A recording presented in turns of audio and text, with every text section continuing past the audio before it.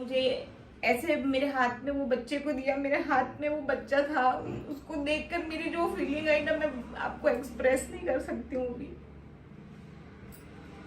इतनी इतनी खुश थे हम लोग, और वो बच्चे को ऐसा लाचार देखकर मैंने डॉक्टर को बोला कि ये इनको मेरी फैमिली को भी दिखाना इसको, और बिना उसके इसको कहीं इधर उधर मत करना। तो डॉक्टर ने मेरे हस्बैंड को, मेरी मम्मी थी सिमरन थी, उनको ले जाके ये दिखाया। और इन लोगों की कंडीशन भी उस टाइम पे ऐसी थी कि ये ना कुछ बोल पा रहे, ना रो पा रहे, ना हंस पा रहे।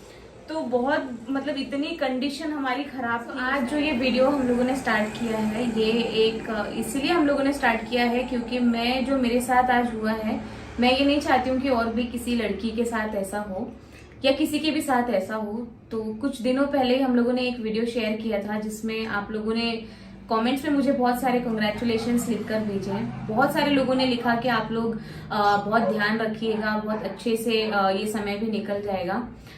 मैं हमने इस बात को पता है ना, सिर्फ मेरी मम्मी, मेरे पापा, हम सिर्फ 4 जन को ये बात पता थी। ये बात किसी को भी पता नहीं था, ना सिमरन को पता थी, ना उस प्रणु की मम्मी को पता थी कि प्रणु प्रेग्नेंट थी। और हम लोग बहुत खुश थे। और हम लोग मुझे नेक्स्ट डे कहीं ऑफिस के से जाना था, और मुझसे एक छोटी सी गलती हुई, कि गलती बोलो या पता नहीं, सिचुएशन वैसी थी। तो ये जो वीडियो बनाने का मकसद यही है कि आप लोगों को अवेयर करना कि हमारी बोलो या एक किसी और की छोटी सी गलती पूरे फैमिली को कितना प्रॉब्लम में ला सकती है, या जो लड़की है या जो पेशेंट है उसको कितना प्रॉब्लम हो सकता है। आपको मैं बता रही, मैं अपनी स्टोरी आपके साथ शेयर कर रही हूँ। आज जो भी मेरे साथ अभी हुआ है बहुत बुरा हुआ है, तो आपके साथ ये शेयर करना मुझे ऐसा लगता है कि बहुत जरूरी है। हुआ ये था कि कुछ दिनों पहले आप लोगों के साथ हमने एक वीडियो शेयर किया है जिसमें मैं प्रेग्नेंट हूँ, और 2 महीने तक तो हमें पता ही नहीं चला कि मैं प्रेग्नेंट भी हूँ, न किसी फैमिली को भी नहीं पता था। 28 तारीख तक हमको पता नहीं था। हमने 28 तारीख को, उसके पहले भी हम लोग उस हॉस्पिटल गए थे। हमने उनसे पूछा, उनने बोला कि यूपीआई टेस्ट करो, तो हमने टेस्ट किया, यूपीटी टेस्ट करो। तो हम गए और फिर हमने टेस्ट किया, और फिर हम डॉक्टर के पास, आपने तो सारी सिचुएशन देखी, हम लोग डॉक्टर के पास गए थे, कैसे खुश थे। तो हम लोग यहाँ पर एक हॉस्पिटल में गए, वहां पर हम लोगों ने सारी ब्लड टेस्ट किए, सारी रिपोर्ट्स आई, डॉक्टर ने उस रिपोर्ट को देखा भी, और उन्होंने मुझे ये बोला कि आपको कोई प्रॉब्लम नहीं है, सब कुछ एकदम नॉर्मल है, सब कुछ ठीक है। तो हम लोग भी खुशी खुशी वापस घर आ गए। फिर उसके कुछ दिनों बाद मुझे चेस्ट में थोड़ा पेन होने लगा यहाँ पर। तो मे बी ये क्योंकि जाने वाले थे इनके ऑफिस के काम से नेक्स्ट डे बाहर, और फिर मैंने ये सोचा कि अगर यहाँ पर मैं अकेले रहूंगी तो फिर मैं हॉस्पिटल कैसे जा पाऊंगी अकेले। तो इसलिए मैंने इनको बोला कि नहीं, आप मुझे हॉस्पिटल लेकर चलो। और मैं हॉस्पिटल चले, जैसे हो सकता है या एसिडिटी की वजह से हो रहा था, तो वो कंफर्म करने के लिए हम लोग हॉस्पिटल गए। और वहां जाने के बाद डॉक्टर से हमने पूछा, तो उन्होंने मेरा एक ईसीजी किया, और ईसीजी करने के बाद वहां पर उन्होंने बताया कि आपका ईसीजी थोड़ा सा मुझे ऊपर नीचे लग रहा है, और मे बी आपको एसिडिटी हो सकती है, तो मैं आपको एक इंजेक्शन दूंगी। तो वो डॉक्टर ने मुझे ना उस इंजेक्शन का कोई नाम बताया, ना उन्होंने मुझे ये बोला या मुझसे पूछा नहीं कि मैं आपको इंजेक्शन दे सकती हूँ या नहीं दे सकती हूँ। उन्होंने मुझे बोला तो मैंने मान लिया, क्योंकि डॉक्टर के पास हम लोग ऑलरेडी पहले से जाते हैं और हम उनके ऊपर भरोसा करते थे। तो हम लोग वहां पर चले गए, उन्होंने जैसा बोला हम लोगों ने वैसा कर लिया। तब मैं उस समय बाहर खड़ा हुआ था, क्योंकि मैं नहीं देख सकता था, क्योंकि जो इनके हाथ में अब जो कंडीशन हुई है ना, आप ये देख सकते हो, ये जो हाथ में जो हरा हरा हुआ है ना, इतने चीजें टोची गई थी। तो एक बार मेरे सिस्टर के साथ में ऐसी हुआ था, तो तब से मुझे डर लगता है, क्योंकि क्या होता है कि नस नहीं मिलती ना, तो फिर उसके बाद में वो कहीं भी टोचे जाते हैं तो वो हरा हो जाता है, तो मुझे वो देखना नहीं होता, इसलिए मैं दूर रहता। पापा की कंडीशन में सेम, पापा की कंडीशन में भी यही है कि पापा भी अभी पैरालिसिस के पेशेंट है, मेरी मम्मी ऑलरेडी ब्रेन की पेशेंट है, और प्रणु बहुत, ये सिचुएशन में आप देखेंगे कि प्रणु हम लोग कितने खुश थे। इन लोग को तो पता भी नहीं, इनको खुश होने का मौका भी नहीं मिला। एक दिन पहले पता चला, इतना खुश हुए कि इतनी बड़ी खुशी इतने टाइम से हम जिस चीज का वेट कर रहे थे वो हमको मिली, लेकिन वो खुशी भी ऐसी मिली कि दूसरे दिन हमको ये पता चल रहा कि वो खुशी अब नहीं है। तो ये सारी चीजें एक छोटे से इंजेक्शन की वजह से लगाया उन्होंने मुझे मतलब उन्होंने ना कोई टेस्ट किया, पैच टेस्ट जो बोलते हैं कि करना चाहिए पहले एक कोई भी नॉर्मल इंजेक्शन देने से पहले, तो वो भी उन्होंने नहीं किया। डायरेक्टली मुझे नस में इंजेक्शन लगा दिया उन्होंने पूरा। हम लोग आप लोग से ये चाहते हैं कि आप कभी भी हॉस्पिटल जाओ, कोई भी हॉस्पिटल जाओ, तो क्या किसी भी हॉस्पिटल में आप जाना सेफ नहीं है कि हम लोग वहां जा रहे हैं। तो आज मुझे कुछ लोग बोल रहे हैं कि तुम उस हॉस्पिटल क्यों गए। हम तो कभी नहीं जाते उस हॉस्पिटल। तो मुझसे इतनी बड़ी गलती हुई कि मेरी वाइफ के लिए मैंने सोचा कि यार इस हॉस्पिटल में ले जाने से मैं 2 दिन बाद कार लेने वाले थे, क्योंकि इतनी बड़ी खुशी थी और इतने टाइम बाद आई थी, तो सब लोग बहुत ज्यादा खुश थे हम लोग। और बहुत सारी प्लानिंग्स हम लोगों ने कर रखी थी, जैसे कि इन्होंने बताया, मम्मी को भी नहीं बताया था, मेरी मम्मी को, मतलब मेरे घर पे किसी को पता ही नहीं था। तो हम लोगों ने ये सोचा था कि 3 मंथ्स जब मेरे अच्छे से निकल जाएंगे, सब कुछ अच्छा हो जाएगा, उसके बाद हम लोग बहुत अच्छा प्रोग्राम करेंगे और आप लोगों के साथ भी शेयर करेंगे, सारे अपने रिलेटिव्स को भी बताएंगे। लेकिन वो मौका ही नहीं मिला हमें, वो मौका ही नहीं। फाइनली तो इंजेक्शन के बाद में क्या हुआ?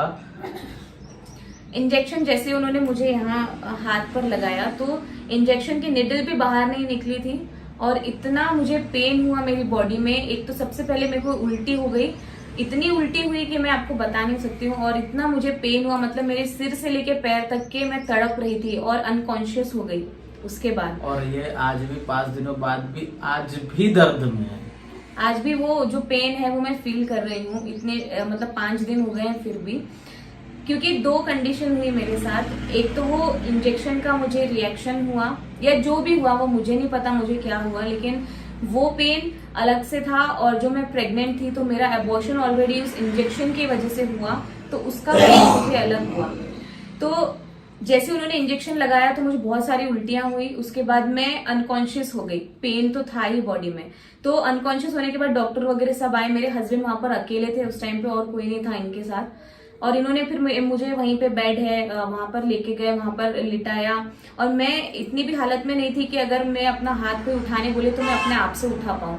मतलब अगर कोई उठा के ऐसा छोड़ दे तो मेरा हाथ जैसे एक बॉडी में जान ना हो किसी के जैसा वो रहती है बॉडी, वैसी मेरी बॉडी हो गई थी। मेरी आंखें पूरी चढ़ गई थी। ये लोग कोई मुझे इधर से ऐसे मार रहा है, कोई मेरे हाथ घस रहा है, कोई पैर घस रहा है। इतनी कंडीशन खराब हो गई थी क्योंकि जो रिएक्शन मुझे हुआ था इस इंजेक्शन की वजह से, वो इतना भयानक रिएक्शन था कि उसमें मौत भी हो सकती थी मेरी। मतलब इस कंडीशन पे मैं पहुंच गई थी। और मुझे मतलब क्योंकि इन लोग मुझे कॉन्शियस रखने की कोशिश कर रहे थे, कोई मतलब ऐसा आंखें मेरी बंद नहीं होने दे रहे थे, तो मुझे थोड़ा बहुत दिख रहा था, समझ आ रहा था कि कोई इधर भाग रहा है, कोई उधर भाग रहा है। और मेरे मतलब मुझे बचाने के लिए बहुत कोशिश कर रहे हैं। मेरे हस्बैंड रो रहे हैं, डॉक्टर से पूछ रहे हैं उनसे ही बार बार कि इसको क्या हुआ है, लेकिन उस डॉक्टर ने एक बार भी इनको नहीं बोला कि इसकी कंडीशन खराब है या इसके बेबी को कुछ हो सकता है, आप इनको कहीं और लेकर चले जाओ। एक बार भी उन्होंने इनको ऐसा कोई सजेशन नहीं किया। वो डॉक्टर के साथ एक नर्स भी थी जिन्होंने इंजेक्शन अंदर से लेकर आया। अब हम ये नहीं जानते कि उन लोगों ने कौन सा इंजेक्शन लगाया, वो एक्सपायरी था या वो उस इंजेक्शन को प्रेगनेंसी में नहीं दिया जाता है, वो हमें कुछ भी नॉलेज नहीं है। अगर मुझे ये नॉलेज होता तो शायद मेरे साथ इतना बड़ा जो ये हादसा हुआ है ये नहीं हुआ होता। इन्होंने अगर ये चीज तो डॉक्टर को पता होता है कि 3 मंथ्स के अंदर एक प्रेग्नेंट महिला को क्या दिया जाता है और इंजेक्शन किस तरीके से दिया जाता है, यानी मीन्स डायरेक्ट दिया जाता है या नहीं दिया जाता है या आपको सलाइन में दिया जाता है, हमें तो नहीं पता था। क्योंकि हम लोग तो विश्वास करके गए थे। और कई लोग, अभी मुझे बाद में पता चल रहा है कि कभी भी इंजेक्शन प्रेगनेंसी में नहीं लेना चाहिए, और बहुत जरूरत हो अवॉइड करना चाहिए। और ये कंडीशन तो प्रणु के साथ में थी ही नहीं कि उसको ऐसे कंडीशन, इतनी सीरियस हो गई थी प्रणु की मेरे कुछ दोस्त आने के बाद में हाथ कंटिन्यू हाथ घस रहे, कोई पैर घस रहा। उस समय के लिए प्रणु मुझे ऐसा लगा कि अब ये इस दुनिया में नहीं। उसके बाद मैं पूछ जा रहा था कि क्या हुआ है, आप बताओ क्या हुआ है। कि तब भी मुझे बोला सब नॉर्मल है, प्रेगनेंसी में ऐसा होता है। मैं भी ये सोचा कि यार प्रेगनेंसी में ऐसा होता होगा, पता नहीं है कि ये सब चीजें होती है या नहीं है, मगर मैं उन पर ट्रस्ट करते रहा। उन्होंने जो बोला उन्होंने, उसके बाद में सब होने के बाद में प्रणु थोड़े से उन्होंने और भी बहुत सारे इंजेक्शंस लगाए। वो एक इंजेक्शन लगाने के बाद अब उसका नाम हमें नहीं पता है। कई जगह नस देखी गई, कई जगह टोचे गए और इतने इंजेक्शन उस डॉक्टर ने मुझे लगाए वो रिएक्शन को रोकने के लिए। उन्होंने मैं जो इंजेक्शन लगाए उससे मेरी जान उन्होंने बचा ली, ठीक है, लेकिन उन्होंने ये नहीं सोचा कि मेरा जो बच्चा है वो भी मेरे साथ है। जब मैं स्टेबल हो गई थी उस डॉक्टर ने इनको ये नहीं बोला कि आप इनको लेकर चले जाओ गायनेकोलॉजिस्ट के पास कि मतलब मैं तो ठीक हूँ लेकिन आपका बच्चा कैसा है। उस डॉक्टर ने एक बार भी ये चीज नहीं सोची, जबकि हमारे लिए जो हमारा बच्चा था वो बहुत प्रीशियस था। मतलब हम लोगों ने बहुत मतलब इतनी दुख देखने के बाद, इतनी सारी प्रॉब्लम्स झेलने के बाद आज हम लोग यहाँ पर आए हैं और हमारे पास आज फाइनेंशियली ऐसी कोई प्रॉब्लम नहीं है। मतलब सब कुछ थोड़ा ठीक चल रहा है, लेकिन जो चीज हमको चाहिए थी वो चीज हमारी किसी और ने छीन ली हमसे। मैं मम्मी को बीच में फोन लगाया था कि मेरे को समझ नहीं आया, तो मम्मी को फोन लगाया था कि मम्मी को मेरे को ऐसा लग रहा था कि अब प्रणु नहीं रही, यानी ऐसा कंडीशन हो गई प्रणु। तो मैंने मम्मी को फोन लगाया था उस सिचुएशन में, पता नहीं मम्मी ने क्या सोचा क्या नहीं, क्योंकि मेरी मम्मी ऑलरेडी पेशेंट है। कोशिश मेरे को ऐसा लगा कि यार इसको बताऊंगी, ये ब्रेन की ऑलरेडी पेशेंट है, तो मैं इसको कैसे बुला सकता हूँ। वो सिचुएशन भी समझ नहीं आ रहा था कि उस समय मैं क्या डिसीजन लूँ। मैं उनसे पूछ रहा था कि क्या हुआ है क्या नहीं। हम लोग वो कंडीशन हुई, थोड़ी प्रणु स्टेबल हुई, हम लोग दूसरे हॉस्पिटल गए, वहां से आए, पता नहीं उनके कुछ डॉक्टरों से बात हुई, उन लोग ने बोला कि अब कहीं ले जाने की जरूरत नहीं, जबकि प्रणु की इतनी कंडीशन होने के बाद में भी वो डॉक्टर ने पता नहीं कैसे बोल दिया कि अब इसको कहीं ले जाने की जरूरत नहीं। फिर हम लोग वापस हॉस्पिटल आए, उन 9:30 बजे के समथिंग, और उन्होंने हमें बोला कि सब आप ठीक घर है, चले जाओ, सब तब कुछ जा नॉर्मल है। करके मैंने उनसे बहुत रिक्वेस्ट की, मैंने बताया तो उन्होंने एक जगह साइड में लिखा ये मैंने इंजेक्शन दिया था, और ये इंजेक्शन लगाने के बाद में वो भी मैंने इसीलिए पूछा था कि बीच में कभी ऐसा प्रणु के साथ में कंडीशन होता है, प्रणु को ऐसा पेन होता है तो उस कंडीशन में इंजेक्शन दे सकते नहीं है या नहीं है। तो हम लोग वो इंजेक्शन देने के पहले भी हम लोग, मैंने ये पहले सोच लिया था कि मे भी इसकी तबीयत बाद में बिगड़ी तो मैं क्या करूंगा, इसलिए मैंने नोट करवा लिया था। थोड़ी देर तक कि हम लोग वेट करे, प्रणु थोड़ी स्टेबल हुई, थोड़ी सोई, फिर उसके बाद में हम लोग, उन्होंने कहा फोन पर ही उन्हें घर से बता दिया कि आप घर चले जाओ, अब आपको कोई प्रॉब्लम नहीं है, आप रुको, कल या परसों आप देखना, आप जहाँ डॉक्टर इलाज करवा रहे हो आप वहां करवाना, नहीं तो आप नागपुर चले जाना, मैं आपको भिजवा दूंगी। ये भी सारी चीजें बातें हुई। उसके बाद में हम लोग कुछ घर पर आए, हमने इनको खबर दी कि कर दे, तो हम ऐसी कंडीशन हुई और प्रणु प्रेग्नेंट है। मुझे ऐसा लगा कि अब बताना चाहिए, क्योंकि मुझे ऐसा लगा था उस समय ही कि बच्चा, ऐसा मुझे ऐसा फील हुआ था, मगर मैंने बोला हो सकता है मैं भी ठीक हो सब कुछ। तो इन्हें बताया, और फिर उसके बाद में ये लोग भी खुश थे, बहुत खुशी का माहौल था उस समय भी।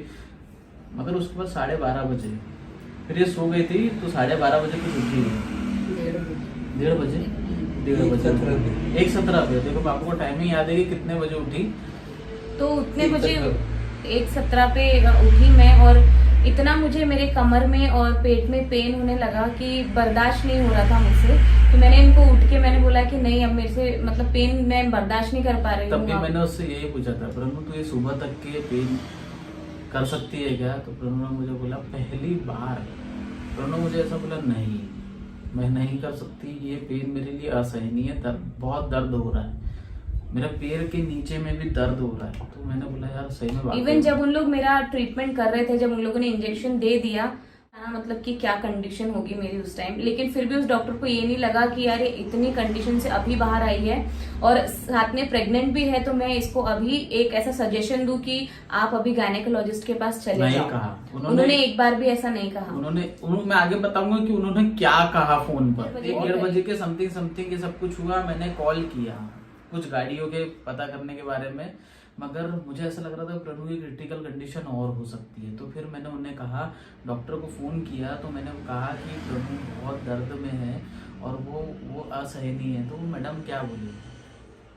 वो सहन कर सकते हैं क्या, सुबह तक वेट कर सकते हैं क्या?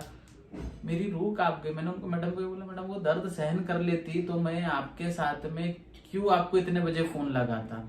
उन्हें बोला ठीक है, आप एम्बुलेंस में पेट्रोल डलवा सकते हो क्या? इस तरीके का जवाब था। मैंने बोला मैम आप जो बोलो कुछ भी, इवन मेरे घर के नीचे मेरे फ्रेंड की 4 व्हीलर आके खड़ी थी, मैं उससे लेके जा सकता था, मगर मेरे पास ऑक्सीजन का कोई वो नहीं था। इसीलिए हम लोग ने उस एम्बुलेंस में लेके गए। उसके बाद में बीच में रुकवा करके समथिंग 10 से 15 मिनट हम लोग को पेट्रोल डलवाने में लग गया। फिर हम लोग जिस हॉस्पिटल में गया उस जगह इसको लेने के लिए मना कर नहीं रख सकते, आप इनको गायनिकोलॉजिस्ट के पास लेके जाओ।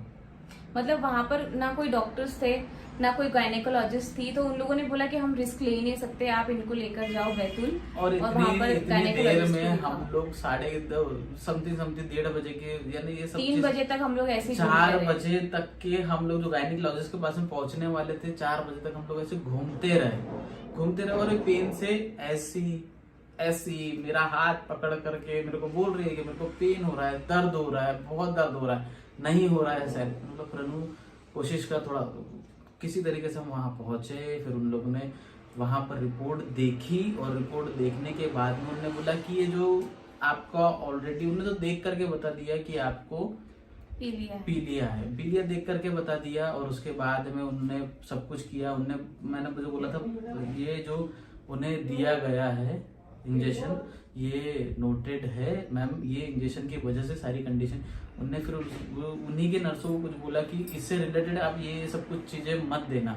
इसलिए आप कभी भी एक बात याद रखना, कभी भी कोई सिचुएशन बिगड़े तो वो आप नोटेड करके रख लेना कि फ्यूचर में कभी ऐसा कुछ हो तो आप उसके लिए अवेयर रहे कि भाई मेरी वाइफ या मेरी बहन या मेरा भाई या किसी के साथ में ये सिचुएशन होने के पहले, यानी कि ये इंजेक्शन उसे गलती से फिर ना लगे।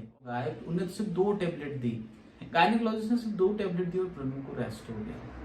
फिर सुबह हम लोग उठते हैं, गायनिकोलॉजिस्ट उनको बोला था कि आप, उन्होंने बोला कि आप अभी मतलब रेस्ट करो और सुबह आपके ब्लड टेस्ट होंगे सारे, और साथ में आपकी सोनोग्राफी भी की जाएगी कि जो बच्चा है वो ठीक है या नहीं है अभी। तो सुबह सारे मेरे ब्लड टेस्ट हुए, उन्होंने मेरा ब्लड लेके गए। उसके बाद हमको सोनोग्राफी के लिए भेजा गया, डॉक्टर ने भेजा। तो आप लोगों को सभी को पता है जब हम सोनोग्राफी करने जाते हैं तो बहुत वेट भी करना पड़ता है, क्योंकि अदर पेशेंट्स भी होते हैं, प्लस हमें बहुत सारा पानी पी के बैठना पड़ता है। तो ये सब करते करते मतलब 2-2.5 घंटे बाद मेरा नंबर आया। उसके बाद जब उन्होंने सोनोग्राफी की तो वो डॉक्टर ने मुझे बताया कि बच्चे की हार्ट बीट नहीं दिख रही है। तब तक उसके पहले तक मैं मेरे हस्बैंड से यही पूछ रही थी कि बच्चा ठीक है ना, बच्चे को कुछ हुआ तो नहीं होगा, मतलब एक होप थी कि नहीं अभी भी ठीक होगा। लेकिन जब डॉक्टर ने ऐसा बताया तो मैंने इनको आके बताया तो हम दोनों बहुत मतलब हमारा बिल्कुल नर्वस हो गए थे, हम लोग बहुत डर गए थे कि अब क्या होगा आगे। वो रिपोर्ट लेकर हम लोग गए वापस डॉक्टर के पास, उनको दिखाई तो उन्होंने भी यही बोला कि अब हार्ट बीट नहीं है तो बच्चा नहीं है। लेकिन हमारा मन नहीं माना, हमने उनको वापस से बोला कि नहीं हम लोग को एक बार और सोनोग्राफी करना है किसी और हॉस्पिटल में। तो डॉक्टर ने भेज दिया हमें, फिर हम लोग और गए, वही सेम प्रोसेस हुआ 2-2.5 घंटे बाद वापस से। और ये जो प्रोसेस इतनी चल रही थी, इतने टाइम में मेरे को जो पेन था वो बिल्कुल कोई कम नहीं था, इतना पेन मैं ऑलरेडी झेल रही थी। फिर भी हम लोगों ने वो कोशिश एक और बार की, सोनोग्राफी की, लेकिन उसके बाद वो डॉक्टर ने भी यही बोला कि धड़कन अभी बच्चे की नहीं है। तो फिर हम लोग श्योर हो गए कि नहीं अब नहीं है। और ये जो मूवमेंट था हम दोनों के लिए बहुत बहुत मुश्किल था। हम मम्मी के भी फोन आ रहे थे, मेरे को भी फोन की कि बच्चा नहीं रहा मम्मी, मैं घबरा गई एकदम से। जबकि मम्मी इतनी खुश थी। हाँ, तब तक मेरी मम्मी को भी ये लग रहा था कि नहीं, इन लोग भी मम्मी वगैरह फोन कर करके पूछ रहे हैं कि सब ठीक तो है ना, सब ठीक तो है ना। इधर से मम्मी फोन किए जा रही है और हम लोगों की इतनी हिम्मत नहीं हो रही थी कि हम लोग बता पाए इन लोगों को। लेकिन हम लोगों ने बताया। इन सब सिचुएशन के बीच में डॉक्टर का तभी भी फोन नहीं आया था। मैंने सिर्फ उनको लास्ट टाइम फोन लगा जब डीएनसी के लिए अंदर लेके गए, जब मैंने उनसे बताया कि मैम बच्चा नहीं रहा, अब आप सच सच बता दो आपने कौन सा इंजेक्शन लगाया। तब भी मेरा यही था कि आपने कौन सा इंजेक्शन लगाया। तब जाकर के डॉक्टर ने फिर उनसे बात करी, उनसे बात हुई, उन्होंने कुछ बोला उन्हें कि बी केयरफुल। मुझे ये सब कुछ समझ नहीं आया कि क्या उनकी बातें हुई। उन्होंने बस इतना बोला तो मेरे को ऐसा लगा कि सब कुछ जो प्रॉब्लम है वो इंजेक्शन की वजह से इंजेक्शन की वजह से ही हुआ है। जो उसने लापरवाही से सब काम किया। उसको डॉक्टर की एक गलती की वजह से आज जो उनके जीवन में जो खुशी थी वो पूरी यानी खत्म ही हो गई समझो। लेकिन आगे तो ईश्वर बापू करेगा, सब कुछ देगा। लेकिन एक बात ये कि आज जो तकलीफ उसको हो रही है उसकी जिम्मेदार सिर्फ एक डॉक्टर की वजह से। अगर वो थोड़ी सी अपनी जिम्मेदारी से काम करती, उसको देख लेती, तो ये आज उनपे ये ऐसी हालत इसकी नहीं होती। मेरे को एक बार भी डॉक्टर ने नहीं बोला कि आप गायनेकोलॉजिस्ट के पास में अभी चले जाओ, आप अपने, इसकी तो कंडीशन हो गई है, अब आप अपने बच्चे को बचाने की अपन अब बच्चे को बचाने की कोशिश करते हैं, कहीं कुछ नहीं बोला। एज अ डॉक्टर उसका ये काम था कि उसको सबसे पहले इनको इन्फॉर्म करना चाहिए था कि ठीक है अभी पेशेंट तो स्टेबल है, लेकिन अभी हमने पेशेंट को बचा लिया है, लेकिन उसके बेबी को बचाना भी डॉक्टर का काम था। तो ये डॉक्टर को इनको बताना चाहिए। बताना तो चाहिए। साढ़े मैंने जो 1:30 बजे के समय में जो पेन, उसने 9 बजे घर कैसे भेज दिया डॉक्टर ने? डॉक्टर को ये तो बोलना वहाँ चाहिए भी, था। वहाँ हॉस्पिटल में भी नहीं थे। उसके बाद में यानी 9:30 बजे प्रनु, हमारी यही सिचुएशन एक साल पहले की होती ना, जब हमारे पास में ये भी नहीं थे ना ये थे, कोई नहीं था, हम लोग थे सिर्फ दोनों जन, हम लोग एक एक चीज के लिए तड़पते थे। और वो सिचुएशन होती और मेरे पास फाइनेंशियली नहीं होता, क्योंकि मुझे पता है उस एम्बुलेंस में पेट्रोल भी डलवाना पड़ा। मुझसे ये बोला गया कि आप पेट्रोल, तो सोचो मेरे पास में नहीं होते तो फिर मैं क्या करता, मैं इसे मरने देता। उस सिचुएशन में इतना पेन, और आज भी ये पेन सहन कर रही है, तो क्यों? किसी और, हम लोग जब मिलने गए तो बोले कि हम आपके घर आने वाले थे, हम आपसे बात करने वाले थे, हमने आपको कॉल किया, मगर कोई कॉल नहीं, कोई डॉक्टर ने कॉल तक नहीं किया। अभी जब तक हम कल तक के मिलने नहीं गए थे तब तक की कोई बात नहीं थी, कोई कॉल नहीं, अभी भी नहीं किया है। नहीं, अब तो उनको पता चल गया, हम उनको बोल के आए कि हम लोग कुछ ना कुछ तो एक्शन लेंगे, हम बिना इसके नहीं रहेंगे, क्योंकि हमारी जो लोग हैं हमें देखते हैं, उनके प्रति जैसे आज हम शांत रह गए, तो किसी के प्रति जैसा कुछ होगा तो कल में तो पता नहीं, फिर वो आज हो सकता है कि किसी और की बहन भाई या कोई भी हो, तो ये तो होना चाहिए ना, उनको पता चलना चाहिए कि क्या। और ये भी चीज होनी चाहिए कि आप कैसे अपनी चीज लोगों को बचा के रख सके, या उसको किस तरीके से आप जो गलती कर रहे हैं उस पर ध्यान दें। तो यही सब चीजें हुई। उसके बाद डॉक्टर ने बोला कि अब तो हार्ट बीट तो है ही नहीं बच्चे की, तो अब आपको डीएनसी करनी ही पड़ेगी। तो बहुत देर तक के मतलब डॉक्टर्स ने उनकी जो टैबलेट्स होती है वो इंसर्ट करी, और मतलब ये प्रिपेयर करने के लिए मुझे इतना टाइम लगा, क्योंकि मैं इतनी खुश थी मेरे बच्चे को लेकर। मैं हमेशा इनको बोलती रहती थी घर पर, हम लोगों ने इतनी प्लानिंग करी, क्या नाम रखना है, क्या। थोड़ी देर में बोलती थी हाथ लगाओ ना, चेक करो ना, मतलब इतनी सारी चीजें हम लोगों ने सोची थी, क्योंकि हम लोगों को ऐसा लग रहा था कि नहीं यार अब सब ठीक हो जाएगा। अब जो भी मम्मी पापा भी अकेले अकेले रहते हैं, तो उन लोगों के लिए भी बहुत खुशी का ये चीज रहेगी कि कोई आ जाएगा। खुशी हो गई थी मेरे को तो, और भगवान ने सब खुशी हो, भगवान ने क्या, डॉक्टर ने सब खुशी को मेरी ये कर दी। यहाँ आमला शहर में हमारे पास में आज एक ऐसा कोई भी हॉस्पिटल नहीं है, आज उसकी वजह से आज में हमारे साथ में हमारा जो बच्चा है वो नहीं है। और हो सकता था मे बी की प्रनु नहीं होती, क्योंकि ऐसा बोल दिया गया ना, सिचुएशन ऐसी हो गई थी कि प्रनु की कंडीशन नहीं बचे। और आज हम लोग सभी लोग आपके साथ में इसीलिए अभी ये सब कुछ बता रही, कभी ऐसी सिचुएशन आज हमारे साथ हुई है, हो सकता है कि कल आपके साथ या आपके किसी अपने के साथ भी ऐसी कंडीशन हो। बी अवेयर, क्योंकि जो हॉस्पिटल होते हैं ना, इनके ऊपर आंख बंद करके भी हमें एकदम भरोसा नहीं करना चाहिए। जो मैंने किया, जो हम लोगों ने किया, हम लोग अगर थोड़े बहुत भी हमें नॉलेज होता है, या हम उनको पूछ लेते कि आप हमें क्या इंजेक्शन दे रहे हो, इसके साइड इफेक्ट्स क्या हो सकते हैं, पूछा तक नहीं ना कि कौन सा इंजेक्शन दे करके, तो शायद आज हम लोग जैसे खुश पहले थे वैसे ही खुश होते, और कुछ महीनों बाद हमारे घर में बहुत बड़ी खुशी होती। लेकिन डॉक्टर एक छोटे से इंजेक्शन की वजह से एक तो मेरी पूरी हालत बिगड़ गई। आज भी मैं वो पेन सहन कर रही हूँ, और मेरी वजह से मेरी पूरी फैमिली परेशान है, सबसे ज्यादा मेरे हस्बैंड। इतना सा हाथ पैर कान नाक सब कुछ कंप्लीट हो गया था। मैं देख नहीं पा रहा था कि आज भी मेरे पास में उसकी पिक है, क्योंकि ये रखना मुझे जरूरी थी। आज जब मैं उसे देखता हूँ तो मुझे बहुत वो पूरा कंप्लीट हो गया था। डॉक्टर बोले कि इतनी अच्छी ग्रोथ बच्चे की, बहुत अच्छी ग्रोथ थी, और बहुत जल्दी बहुत अच्छे तरीके से बढ़ रहा था ये, मगर ये बच्चा टोटल 10 वीक्स का हो चुका था। 10 वीक्स 4 डेज का बच्चा हो गया था। उसमें हाथ पैर नाक आँख कान सब कुछ रेडी हो चुके थे उसके। और जब डीएनसी हुई और डॉक्टर ने जब मुझे ऐसे मेरे हाथ में वो बच्चे को दिया, मेरे हाथ में वो बच्चा था, उसको देखकर मेरी जो फीलिंग आई ना, मैं आपको एक्सप्रेस नहीं कर सकती हूँ अभी। इतनी खुश थे हम लोग, और वो बच्चे को ऐसा लाचार देखकर मैंने डॉक्टर को बोला कि ये इनको मेरी फैमिली को भी दिखाना इसको, और बिना उसके इसको कहीं इधर उधर मत करना। तो डॉक्टर ने मेरे हस्बैंड को, मेरी मम्मी थी सिमरन थी, उनको ले जाके ये दिखाया। और इन लोगों की कंडीशन भी उस टाइम पे ऐसी थी कि ये ना कुछ बोल पा रहे, ना रो पा रहे, ना हंस पा रहे। तो बहुत मतलब इतनी कंडीशन हमारी खराब थी उस टाइम पर। कई लोग उस टाइम पर हमको जो वीडियो डाला तो कॉन्ग्रेचुलेशंस बोल रहे थे। अभी 2 दिन पहले मदर्स डे भी था, कई लोगों ने कॉन्ग्रेचुलेशंस बोला। तो हम लोग उस टाइम पर जो चीजें झेल रहे थे ना, वो मैं आपको आज एक्सप्रेस नहीं कर सकते। ये वीडियो भी बनाने का मकसद सिर्फ यही है कि आप लोगों के साथ या आपके अपनों के साथ भी कोई ऐसी प्रॉब्लम होती है तो आप चुप ना रहें, आप एक्शन जरूर लें। मेरे पापा की एक आखिरी इच्छा थी, उनने कहा था, जब ये पता चला तो उन्होंने कहा था बस मुझे सिर्फ देखना है। हाँ, हमारे शहर में एक हॉस्पिटल की बहुत ज्यादा जरूरत है और एक अच्छे डॉक्टर की बहुत ज्यादा जरूरत है कि जिससे और जो हर अच्छा ट्रीटमेंट मिल सके।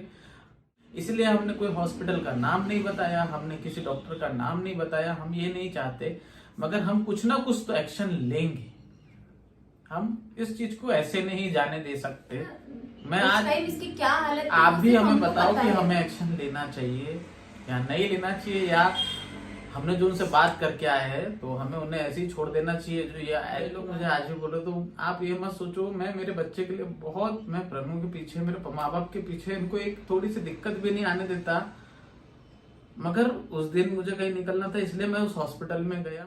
सो बी अवेयर। आप ये वीडियो अगर देख रहे हो तो जरूर इसको शेयर भी करना अपने अपनों के साथ, ताकि उन लोगों को भी ये चीजें और पता कोई चले। प्रेग्नेंट हो तो उन्हें ये चीज पता चले जरूर कि क्या क्या जरूर चीजें ध्यान देनी है। और अपने फर्स्ट ट्राइमेस्टर 3 महीने तक तो बिल्कुल भी ऐसी कोई चीजें अवॉइड ही करे, चाहे वो आपको डॉक्टर बोले। तो पहले आप उसको रिसर्च कर ले उसके बारे में, उसके बाद ही ऐसी कोई भी एक्शन ले।